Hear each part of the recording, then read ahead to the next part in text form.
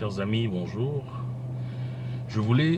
Là je sors du boulot, donc je suis même pas encore arrivé dans Naku. Je voulais intervenir un peu sur l'entrevue que Jean-Pierre Bemba a accordée à la presse aujourd'hui. Chers amis, ce qui m'a le plus, ce que j'ai observé, ce que j'ai ressenti de cette entrevue, c'est que Jean-Pierre Bemba a essayé tout au long de l'entrevue de rester dans la neutralité.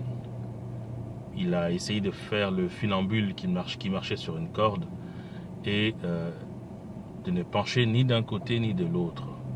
Alors, je me suis demandé comment est-ce qu'on pouvait faire pour rester neutre dans la situation terrible que vit notre pays. Mais mon étonnement est vraiment arrivé lorsqu'on a posé la question à Jean-Pierre Bemba au sujet des incursions de bandes armées dans le territoire du Rwanda. C'est là que je suis carrément tombé de ma chaise. Donc j'étais au boulot, donc je m'étais connecté pour suivre l'entrevue. Je suis carrément tombé de ma chaise quand j'ai entendu Jean-Pierre Bemba répondre en insistant à 3 reprises, donc 3 fois, Jean-Pierre Bemba a répondu en disant « c'était les revendications légitimes du Rwanda ». C'est exactement ce qu'il a dit. Je vous prierai de réécouter l'entrevue et vous constaterez par vous-même que Jean-Pierre Bemba a répété 3 fois que c'était des revendications légitimes du Rwanda de contrôler, de faire des incursions dans le territoire du Congo, parce que c'est dans notre pays que se trouvent les bases arrières des troupes qui agressent le Rwanda.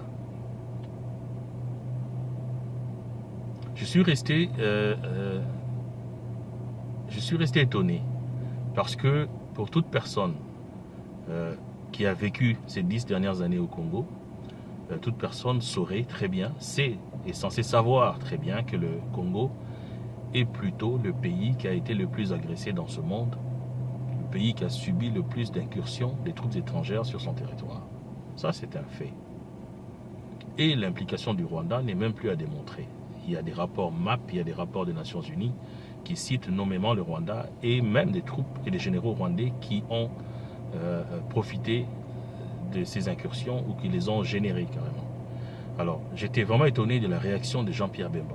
Lui qui s'est dit il a répété devant tout le monde qu'il était informé de la situation qui se passait au Congo pendant ces 10 dernières années d'incarcération. Jean-Pierre Bemba m'a donné l'impression d'une personne qui avait peur de Kagame. Il a peur, il tremblait de tout son corps à l'idée de dire une chose qui pourrait contrarier Kagame.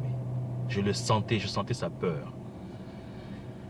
10 ans de prison, c'est peut-être ça qui a donné cet effet, qui a fait de lui ce qu'il est aujourd'hui.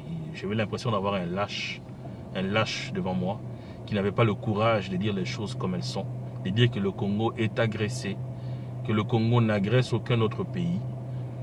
Le Congo est agressé, des troupes congolaises sont tombées sur le front en défendant notre pays, valablement.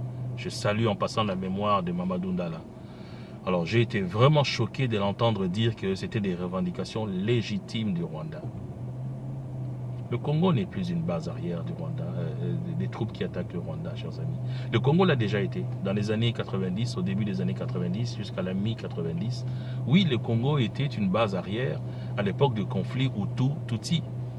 Il n'existe plus de conflit Hutu-Tutsi aujourd'hui. Il n'y a aucune incursion, aucune attaque rwandaise qui n'est justifiée par le conflit entre Hutu et Tutsi aujourd'hui. Alors, j'en ai déduit, je fais 1 plus 1 dans ma tête, ça m'a donné 2. J'en ai déduit que Kagame doit être au courant, doit tenir Bemba par les... vous comprenez ce que je veux dire? Et qu'il est parmi les gens qui sont intervenus pour que cette personne soit libérée. Alors Kagame et les Occidentaux doivent être de connivence dans cette histoire, dans la libération de Bemba. Et il sait qu'il leur sera toujours redevable. C'est pour ça qu'il n'osera jamais les attaquer. Alors, il est triste que 10 années d'incarcération, 10 années de privation de droit, 10 années de privation de liberté n'ont pas changé Jean-Pierre Bemba. Il reste le même. il reste une personne qui, pour le pouvoir, sera prêt à tout. Il sera prêt à tout sacrifier. Une personne qui n'a tiré aucune leçon de tout ce qui lui est arrivé. Voilà ce qu'est Jean-Pierre Bemba. Voilà ce qu'est le MLC, le parti qu'il dirige. Un parti qui a signé des accords falsifiés, les accords de la Saint-Sylvestre, falsifiés, chers amis, par Kabila. Le MLC les a signés. Le MLC les a signés. Ils sont dans l'ambiguïté. Aujourd'hui, Jean-Pierre Bemba a cité les accords de la Saint-Sylvestre comme document de référence. Lorsqu'il disait que le mandat était terminé et qu'il y avait des accords, ce sont les accords de la Saint-Sylvestre que Jean-Pierre Bemba a cités. Pourtant, lorsque F. Bazoïba parle, ce sont les accords du Palais de Marbre que F. Bazoïba cite. Donc, vous voyez, c'est toujours cette ambiguïté au niveau de ce parti. Ils sont toujours à gauche et à droite, main gauche, main droite, on ne sait jamais sur quel pied ils dansent. Voilà. En tout cas, moi ça me conforte dans ma position. J'ai toujours pensé que le MLC était un parti des aventuriers. Je le pense encore aujourd'hui. Et je regrette que ça sera un flop. Sa sortie sera un flop. Il va aller, il est probablement encore en contact avec Kabila au moment où nous parlons aujourd'hui. Il n'a pas osé répondre à cette question qui lui a été posée. Avez-vous reçu un appel de Kabila pour vous souhaiter le retour au pays? Réécoutez l'émission, il n'a pas répondu à cette question. Il n'a pas clairement signifié qu'il n'avait aucun contact avec Kabila.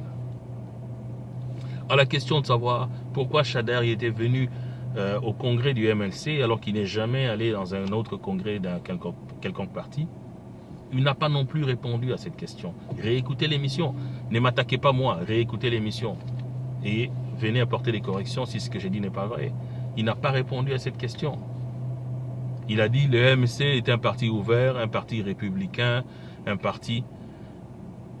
Ben, si vous êtes républicain et que vous êtes d'accord avec tout le monde, pourquoi vous revendiquez dans l'opposition? Pourquoi vous dites à l'opinion que vous êtes un parti d'opposition?